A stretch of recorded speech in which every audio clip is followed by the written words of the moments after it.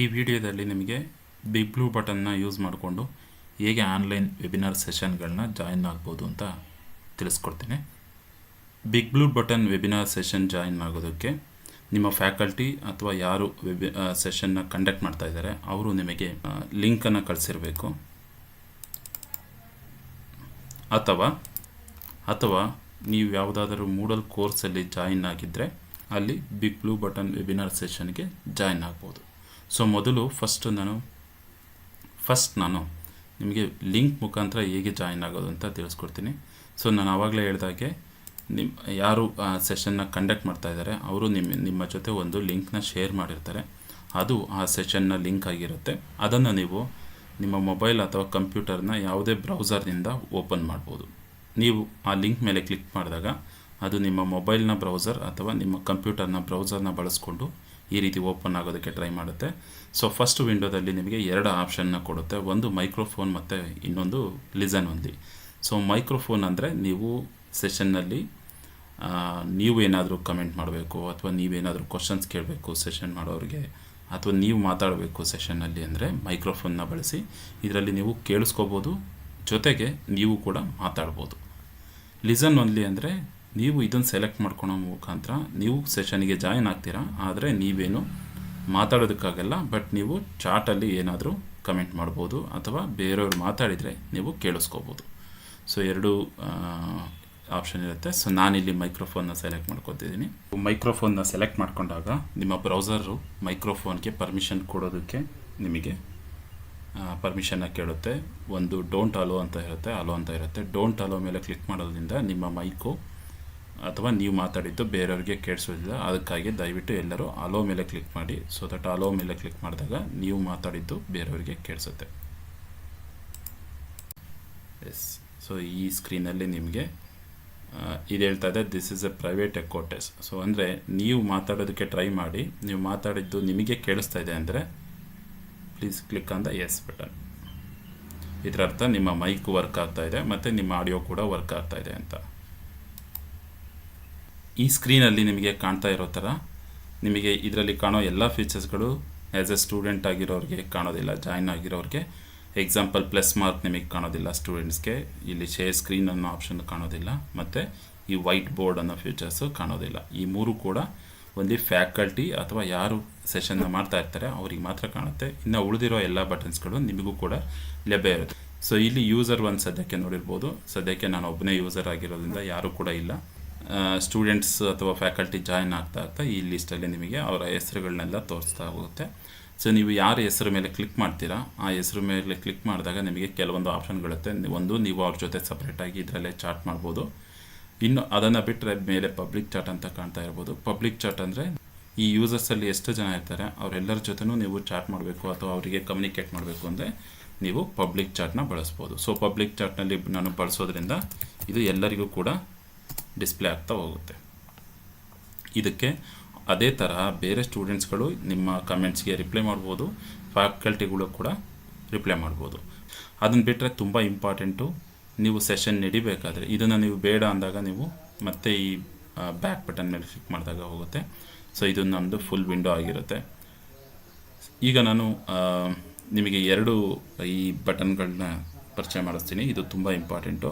ಒಂದು ಮೈಕು, ಅಂದರೆ ನೀವು ಮೈಕ್ನ ಸೆಲೆಕ್ಟ್ ಮಾಡಿಕೊಂಡು ನೀವು ಆಡಿಯೋನ ಕೇಳಿಸ್ಕೊತಾ ಇದ್ದೀರಾ ಆ್ಯಸ್ ಎ ಸ್ಟೂಡೆಂಟ್ ಆಗಿ ಎಂದಾಗಲೂ ಕೂಡ ದಯವಿಟ್ಟು ಎಲ್ಲರೂ ಇದನ್ನು ಮ್ಯೂಟ್ ಮಾಡಿ. ನಾನಿವಾಗ ಮ್ಯೂಟ್ ಮಾಡಿದರೆ ನಿಮಗೆ ನಾನು ಮಾತಾಡೋದು ಕೇಳಿಸೋದಿಲ್ಲ. ನೀವಿವಾಗ ನೋಡ್ಬೋದು ಇದು ವೈಟ್ ಕಲರ್ಗೆ ಚೇಂಜ್ ಆಗಿದೆ. ಸೊ ಇದರ ಅರ್ಥ ಇದು ಮ್ಯೂಟ್ ಆಗಿದೆ.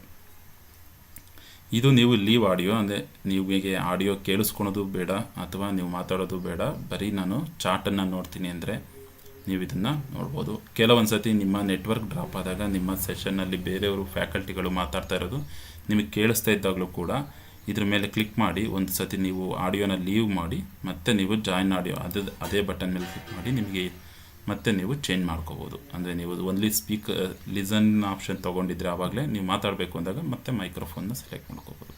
ಈ ರೀತಿ ನೀವು ಯಾವಾಗ ಬೇಕಾದರೂ ನೀವು ಟಾಗಲ್ ಆಗ್ಬೋದು ಈ ಫೀಚರ್ಗೆ.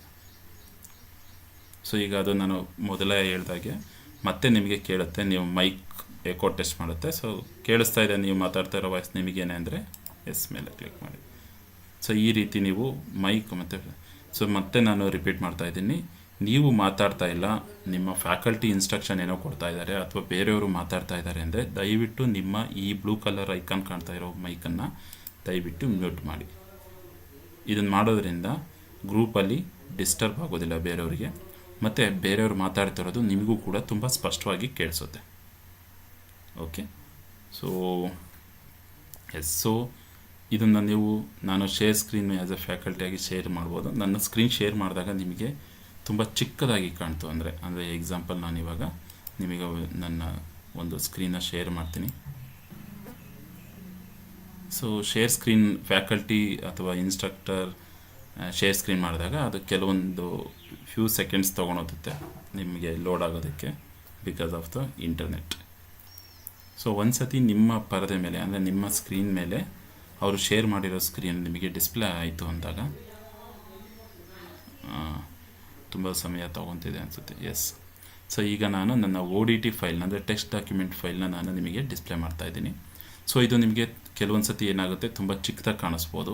ನಿಮಗೆ ತುಂಬ ಚಿಕ್ಕದಾಗಿ ಕಾಣಿಸ್ತಾ ಇದೆ ಅಂದಾಗ ನೀವೇನು ಮಾಡ್ಬೋದು ಅಂದರೆ ಇಲ್ಲಿ ಮ್ಯಾಕ್ಸಿಮೈಸ್ ಬಟನ್ ಇದೆ, ಇದು ಒಂದು ಥರ ಟಾಗಲ್ ಬಟನ್. ಅಂದರೆ ನೀವು ಇದ್ರ ಮೇಲೆ ಕ್ಲಿಕ್ ಮಾಡೋದ್ರಿಂದ ಫುಲ್ ಸ್ಕ್ರೀನ್ ಆಗುತ್ತೆ. ಬೇಡ ನಿನಗೆ ಮತ್ತೆ ಚಿಕ್ಕದಾಗಿ ಬರಲಿ, ಪಬ್ಲಿಕ್ ಚಾಟ್ ನೋಡಬೇಕು ಅಥವಾ ಬೇರೆ ಫೀಚರ್ಸ್ ಯೂಸ್ ಮಾಡಬೇಕು ಅಂದರೆ ಮತ್ತೆ ಮಿನಿಮೈಸ್ ಮಾಡ್ಬೋದು. ಈ ರೀತಿ ನೀವು ಇದನ್ನು ಫುಲ್ ಸ್ಕ್ರೀನ್ ಬಟನ್ನ ಕೂಡ ಯೂಸ್ ಮಾಡ್ಬೋದು. ಇನ್ನೊಂದು ನಿಮಗೆ ತುಂಬ ಮುಖ್ಯವಾದ ಇನ್ಸ್ಟ್ರಕ್ಷನ್ನು ನಾನು ಮತ್ತೆ ರಿಪೀಟ್ ಮಾಡ್ತಾ ಇದ್ದೀನಿ. ನಿಮ್ಮ ಫ್ಯಾಕಲ್ಟಿ ಅಥವಾ ಇನ್ಸ್ಟ್ರಕ್ಟರ್ ಸೆಷನ್ ಮಾಡುವಾಗ ಅಥವಾ ಮಾತಾಡುವಾಗ ಬೇರೆಯವರು, ಸೊ ದಯವಿಟ್ಟು ನೀವು ಡೈರೆಕ್ಟಾಗಿ ಇದನ್ನು ಮೈಕ್ನ ಅನ್ಮ್ಯೂಟ್ ಮಾಡಿ ಮಾತಾಡೋದಕ್ಕೆ ಹೋಗಬೇಡಿ. ಯಾಕೆಂದರೆ ನೀವಿಬ್ಬರು ಮಾತಾಡ್ತಾ ಇದ್ದರೆ ಬೇರೆಯವರಿಗೆ ಅದು ಸ್ಪಷ್ಟವಾಗಿ ಕೇಳಿಸೋದಿಲ್ಲ.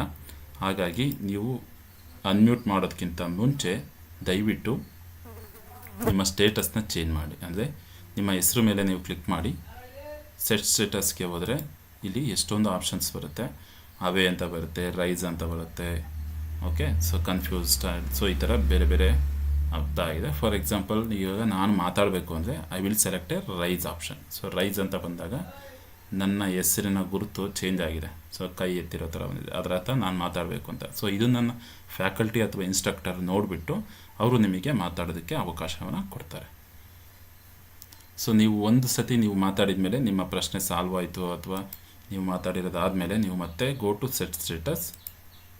Okay, so next back to, so ನೀವು ಯಾವುದಾದ್ರು ಒಂದನ್ನು ಸೆಲೆಕ್ಟ್ ಮಾಡ್ಬೋದು ಅಥವಾ ಕ್ಲಿಯರ್ ಸ್ಟೇಟಸ್ ಅಂತ ಕೊಟ್ಟರೆ ಆಯಿತು. ಸೊ ಆಗ ನಿಮ್ಮ ಹ್ಯಾಂಡು ಡೌನ್ ಆಗುತ್ತೆ. ಇನ್ನೊಂದು ವಿಷಯ ಏನಂದರೆ ಫ್ಯಾಕಲ್ಟಿಗೆ ಅಥವಾ ಇನ್ಸ್ಟ್ರಕ್ಟರು ನಿಮಗೇನಾದರೂ ನೋಟ್ಸ್ ಕೊಡಬೇಕು ಅಥವಾ ಯಾವುದಾದ್ರು ಒಂದು ಪಾಯಿಂಟ್ಸ್ ಕೊಡಬೇಕು ಅಂದರೆ ಅವರು ಶೇರ್ಡ್ ನೋಟ್ಸ್ ಅನ್ನೋ ಫ್ಯೂಚರ್ ಕೂಡ ಬಳಸ್ಬೋದು. ಸೊ ಅವರು ಶೇರ್ಡ್ ನೋಟ್ಸ್ ಅವರು ಇಲ್ಲಿ ಅವರ ಪಾಯಿಂಟ್ಸ್ಗಳನ್ನ ಇಲ್ಲಿ ಬರಿಬೋದು.